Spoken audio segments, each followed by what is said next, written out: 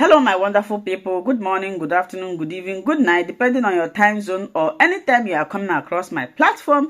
If it is your first time and you like what you are watching, kindly subscribe, put on your notification bell to all notifications. In that way, you'll be able to know when we upload a new video.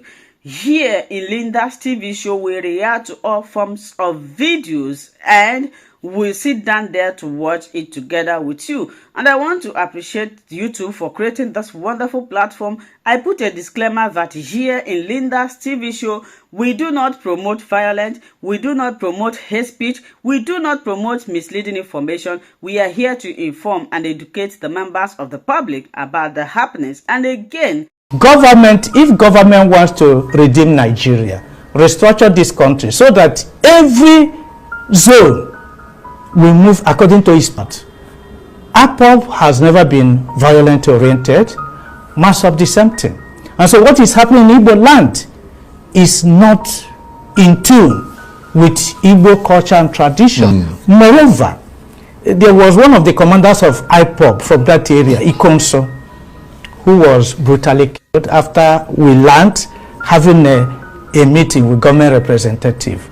And so these people were angered and they decided to fight. But Elders Consultative Forum have called on Southeast governors to convene an urgent meeting and take collective charge of securing the zone. The forum is also insisting that the release from custody of the separatist IPOB leader Nnamdi Kanu would be key to restoring peace in the Southeast region. Whilst calling on the federal government to step in to help, they also cautioned the security forces not to unleash terror on the innocent people of Imo State. So how much should their calls underpin the reaction of the government there? Well, for more on this, I'm joined now in the studio by the Secretary General of the Igbo Elders Consultative Forum, Professor Charles Nwekeraku. Thank you very much indeed for coming in. thank you so much. Why does there appear to be so much insecurity in Imo State? It appears to be the epicenter of violence in the southeast. Well, thank you so much. Well, insecurity has become a permanent feature of Nigeria. You find out that almost every part of the country we are having security challenges. But where that of Southeast is worrisome because that part of the country wasn't noted for violence. This is a new phenomenon, and we attribute it to the pattern of governance which in the country, where the entire Southeast for a long time has been excluded from governance. And not just that, Southeast denied of major government investments, appointment into public offices and so forth. And then you find a situation where at a stage some Jews started revolting. But that aside, you find out that with that, enemies of Southeast decided to penetrate, using that as an excuse to destabilize Southeast. Southeast is noted for peace. Southeast is a home of peace. And today what we see, especially the recent killings in Mbano, it saddened me. It saddened every person, every Igbo man. We are not happy. And well, every Nigerian. Yes, and we condemn it. How can security agents be attacked and killed like that? For what?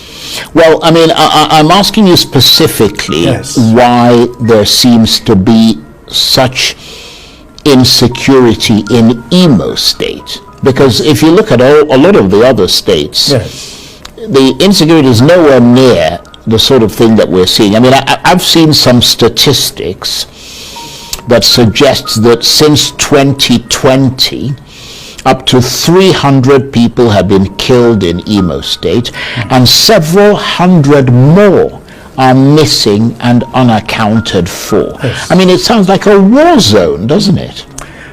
Well, you found out that in Imo State at a particular point in time, the government, state government, invited the military to help to quell, youth uprising.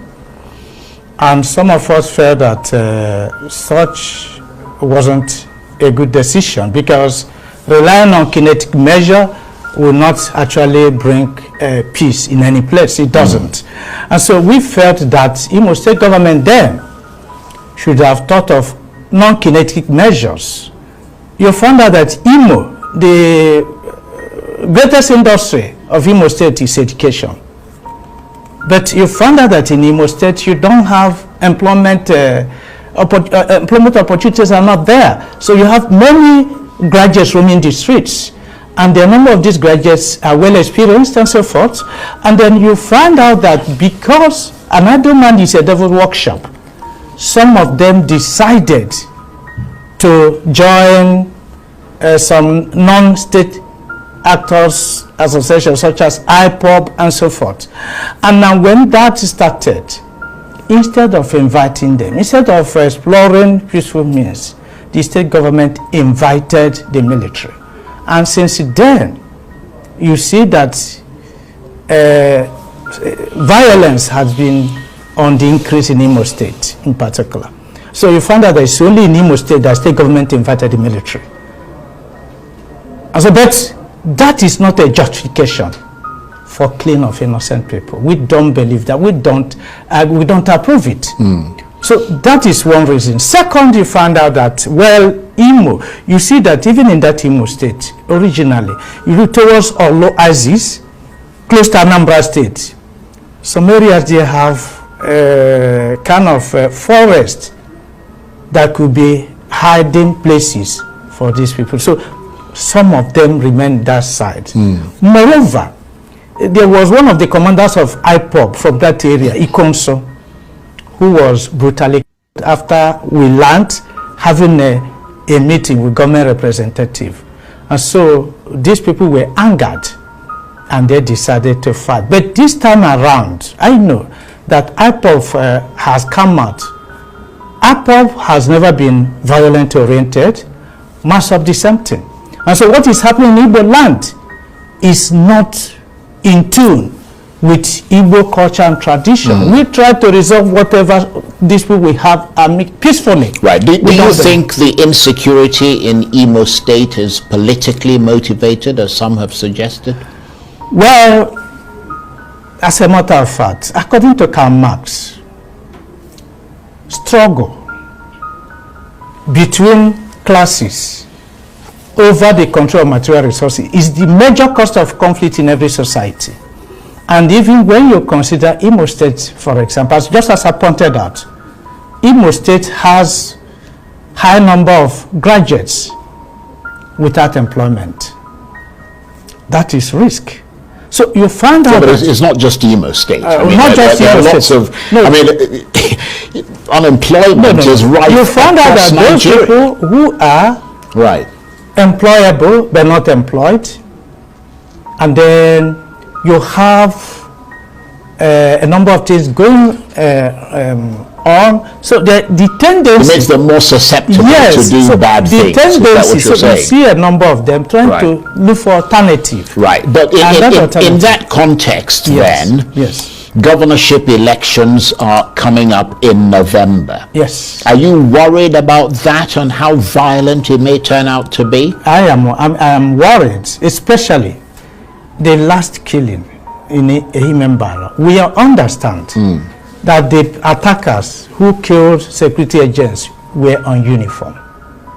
Now, the question is, in Igbo land, every kilometer or 500 meters, you see police checkpoints, you see military checkpoints.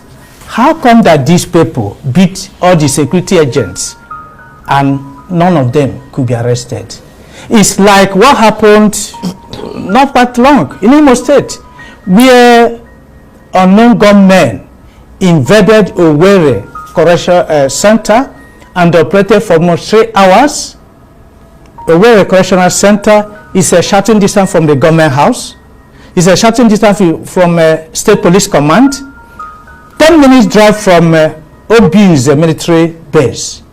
And these unknown gunmen operated for over 3 hours, released prisoners, and no person has been arrested till today. And that's why our people believe that federal government has some explanations to do with insecurity in the southeast. Because, you see, yes, as we already pointed out, Ohaneze has directed, has asked the governors to meet and think of what should be done to resolve this thing. But you know that the governors, they are chief security officers of their states in principle, but in practice, they are not, they are helpless. Yeah, but obviously you told us about how Imo State brought the military in. Yes, yes. So clearly they've got some influence. Yeah, they're invited. And I'm wondering if they're listening to you at all. Yes, they're invited. So you see now, bringing the military is one thing, but the military will not take directive from the state governor. It won't. The state police commissioner will not take directive from the state governor. So you see that our governor, they answer chief security officers of the state in principle, but in practice they are not, because the security officers do not take command from them, and this is a problem. And this is why we'll be calling that this country should be restructured.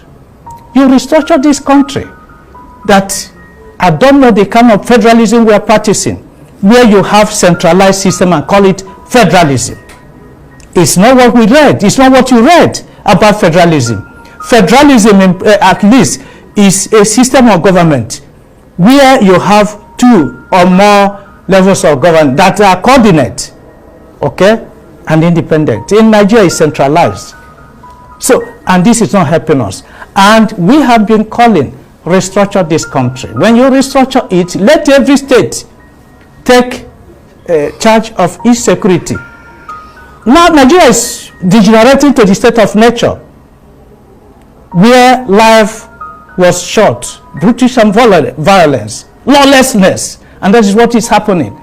If security agents could be attacked, you and I are not safe. You remember recently some governors have been attacked and no person has been arrested. Train was attacked, Kuje Correctional Center was attacked, and high-profile prisoners released, no person has been arrested, and arms are coming into the country, no person has been arrested. And so you ask yourself, what kind of system are we operating? Why don't we allow the state government to take care of their security? Right. We haven't got that much time left. What about your rather loud and persistent calls for the release of Nnamdi Kanu? Yes. Is anyone in authority listening to you? Well, we keep on, we are still making that appeal, that if the federal government really want peace to return to Southeast, release Mr. Nnamdi. And you believe that if he's released, there'll be peace? One is that it is believed, and every Nigerian should believe so. There are no charges against Nnamdi Kanu today. Originally, federal government arrested him and brought him from Kenya. 15 count charges. A federal high court presided by Bin Tanyako discharged him of 8 charges. He appealed. Appeal court, unanimous ruling by 3 judges, discharged him of the remaining 7 and acquitted him. Government say is appealing. Till today, government is yet to bring new charges against Mr. Nnamdi Kanu. And we are asking, why are you holding Mr. Nnamdi Kanu? Release this young man, because if you release him today, some miscreants who are using him as an excuse to cause confusion in the Southeast will no longer have any excuse. So his release is central, is fundamental to peace process in Southeast. And we are appealing to the federal government. If you want peace, if federal government is really interested in peace in Southeast, the federal government releasing Nnamdi Kanu. Right. Now, we've got about a minute or so left. At one point in the history of this country, and you alluded to it earlier, the Southeast was a leading region in the quest for progress, education, and development. Has the Southeast now completely lost that advantage? Well, you know, Southeast is the home of the Igbos. You have this Igbo spirit struggling. You remember that after the Civil War, every Igbo man, it doesn't matter the amount you had in the bank, only 20 pounds. And within some years, the Igbos have come up. See, everywhere, struggling. So we believe in surviving under any condition. But you find out that government has neglected us for a long time. You see that in the First Republic, Eastern region, Southeast was part of Eastern region. Eastern region was rated by the World Bank study as the fastest growing economy in the world, between 9 and 10% growth. And so you see that's by merit, because by then the regions had modicum of autonomy to handle their affairs.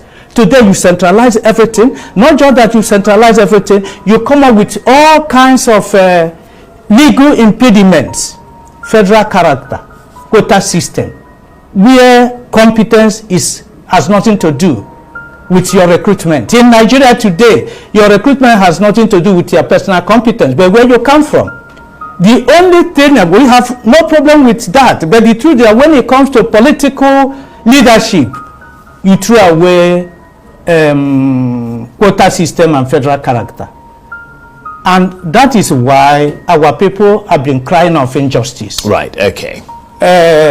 You have government as government. If government wants to redeem Nigeria, restructure this country so that every zone will move according to its pace. Okay. I want to thank you very much indeed, Professor Charles Wekak, who has been a bit of an education talk. Thank you so much, my wonderful viewers, for watching this video together with me from the beginning to the end. Like I said before, if you like what you see here, if you like what I do in this platform, as you have finished watching this video, please hit that red button that says subscribe and put on your notification bell to all notification. In that way, you'll be able to know when I upload a new video. Share my videos, leave your comments in the comment section constructively. Until I meet your way again in my next video, I still remain your Linda's TV show. Bye-bye.